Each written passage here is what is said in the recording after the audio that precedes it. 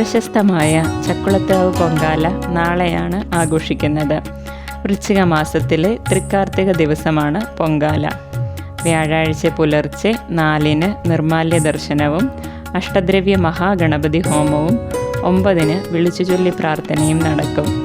തുടർന്ന് ക്ഷേത്ര ശ്രീകോവിലിലെ കെടാവിളക്കിൽ നിന്നും ക്ഷേത്ര കാര്യദർശി മണിക്കുട്ടൻ നമ്പൂതിരി കെടാവിളക്കിലേക്ക് ദീപം പകരും.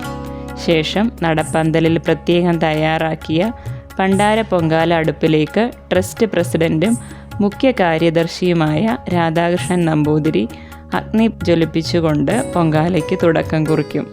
ക്ഷേത്ര കാര്യദർശി മണിക്കുട്ടൻ നമ്പൂതിരിയുടെ അധ്യക്ഷതയിൽ നടക്കുന്ന സംഗമത്തിൽ കേന്ദ്രമന്ത്രി ജോർജ് കുര്യൻ പൊങ്കാലയുടെ ഉദ്ഘാടനം നിർവഹിക്കും.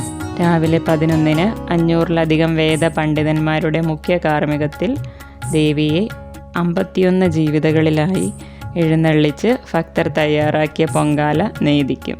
ചക്കുളത്തുകാവ് പൊങ്കാലയുടെ ഐതിഹ്യത്തെക്കുറിച്ച് അറിയുവാനായി ദയവായി ചാനൽ സന്ദർശിക്കുകയും സബ്സ്ക്രൈബ് ചെയ്യുകയും ചെയ്യുക.